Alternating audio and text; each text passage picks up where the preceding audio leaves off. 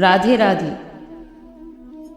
इंसान के कर्म से उसका भाग्य तय होता है। जब हमें लक्ष्य की प्राप्ति नहीं होती है तो हम यही कहते हैं कि ये तो मेरे भाग्य में ही नहीं था।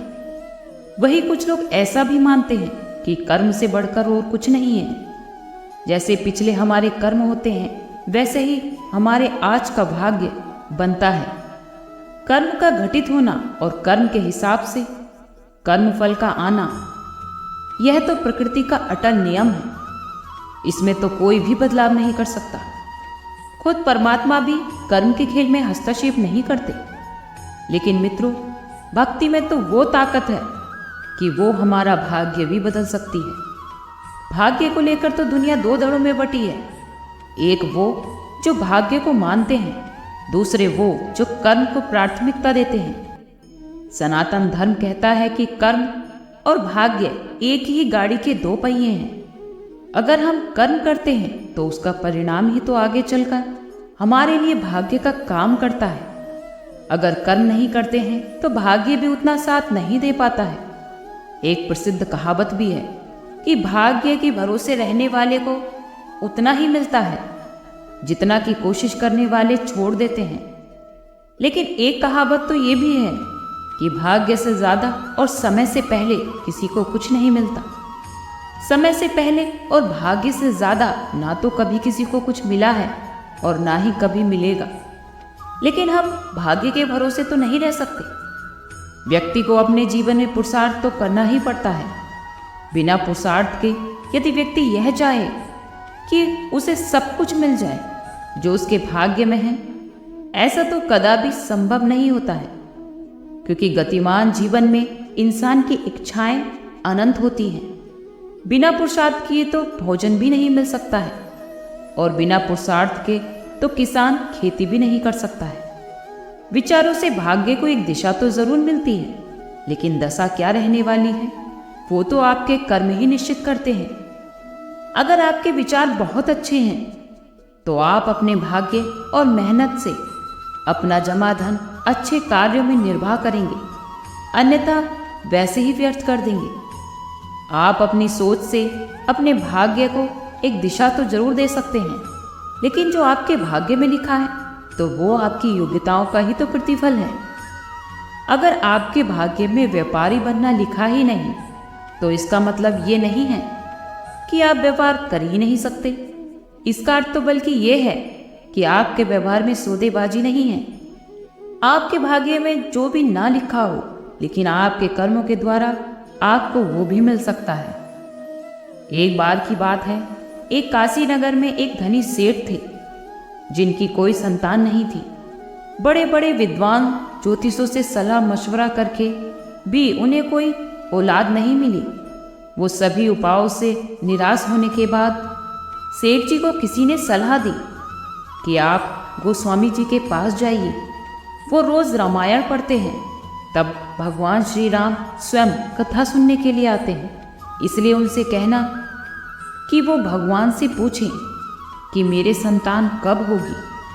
तब सेठ जी गोस्वामी के पास जाते हैं और अपनी समस्या गोस्वामी जी को बताते हैं और उनसे अपनी समस्या के बारे में भगवान से बात करने को कहते हैं। जब कथा समाप्त होने के बाद गोस्वामी भगवान श्री राम से पूछते हैं कि प्रभु, आज सेठ जी आए थे जो अपनी संतान के बारे में पूछ रहे थे।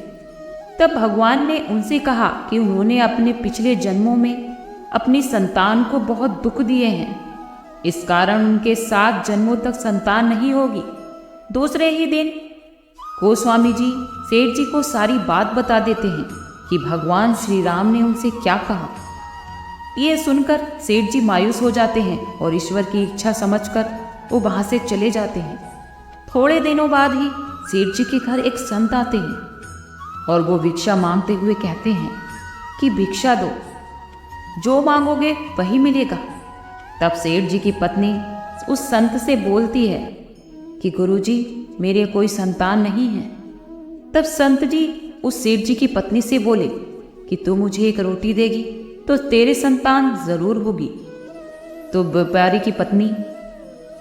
की पत्नी उस संत को 2 रोटी दे देती है। उनसे प्रसन्न होकर संत उससे ये कहकर चले जाते हैं कि जाओ, तुम्हारे 2 संतान होगी। 1 वर्ष बीतते ही सेठ जी के घर में 2 जुड़वा संतान हो जाती हैं।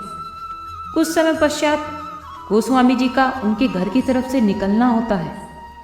तब व्यापारी के बच्चे दोनों घर के बाहर खेलते हुए उन्हें देखकर वो व्यापारी से पूछते हैं कि ये बच्चे किसके हैं।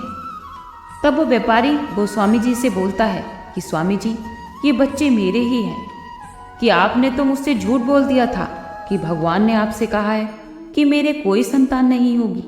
पर ये देखो गोस्वामी जी, मेरे तो 2 जुड़वा संतान हुई हैं। लेकिन गोस्वामी जी ये सुनकर बहुत आश्चर्यचकित हो जाते हैं। तब व्यापारी उनसे उस संत के वचन के बारे में बताता है।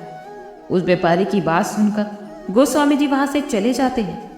शाम को गोस्वामी जी कुछ चित्त मुद्रा में रामायण पढ़ते हैं तो भगवान उनसे पूछते हैं कि गोस्वामी जी, आज क्या बात है, आज आप चिंतित मुद्रा में क्यों हो। तब गोस्वामी जी कहते हैं कि प्रभु, आपने तो मुझे उस व्यापारी के सामने झूठा साबित कर दिया। आपने तो मुझसे कहा था कि व्यापारी के घर में 7 जन्मों तक कोई संतान नहीं होगी, फिर उसके पास 2 संतानें कैसे हैं।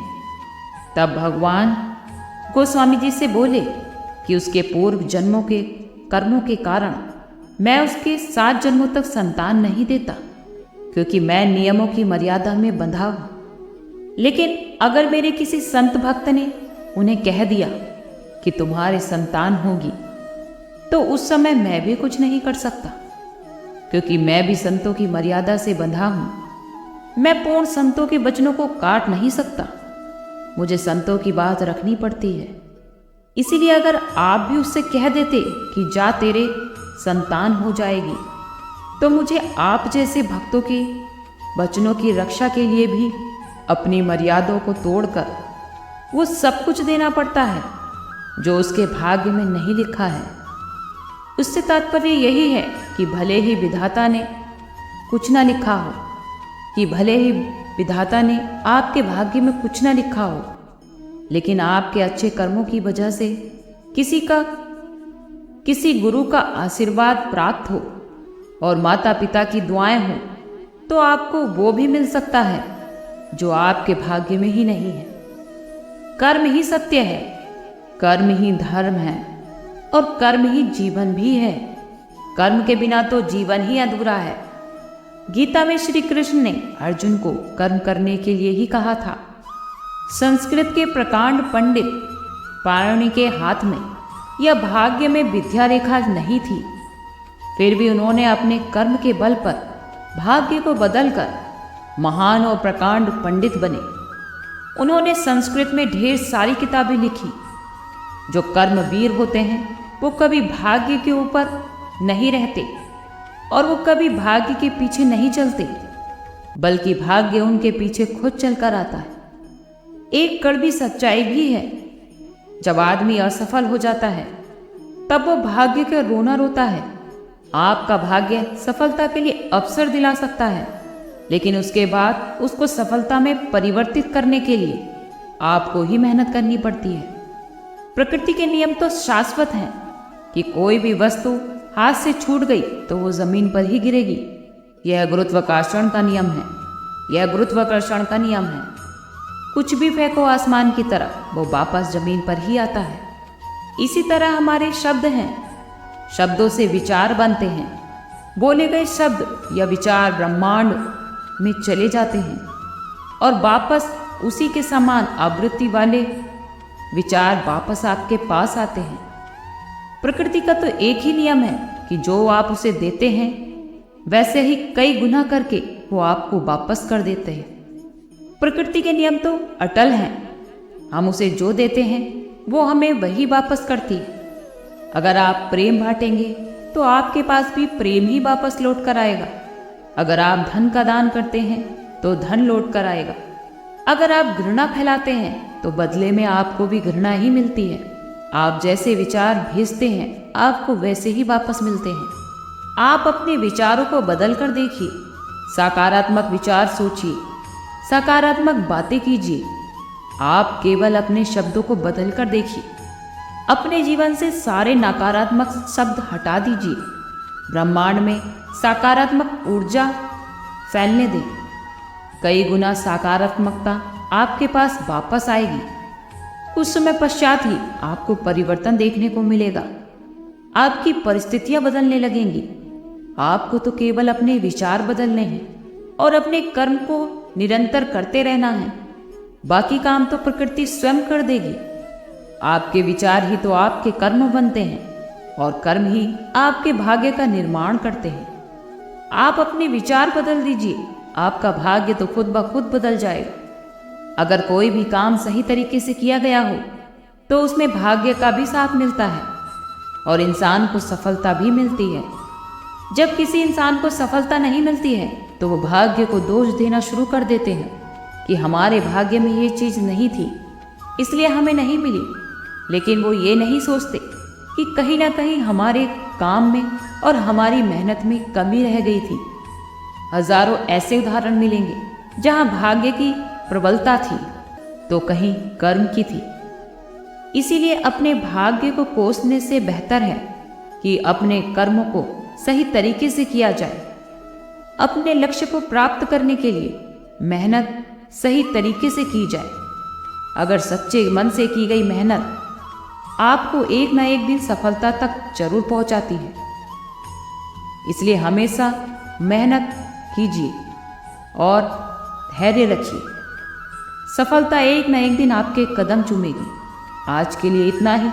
कल फिर मिलते हैं एक नई वीडियो के साथ। खुश रहिए, स्वस्थ रहिए।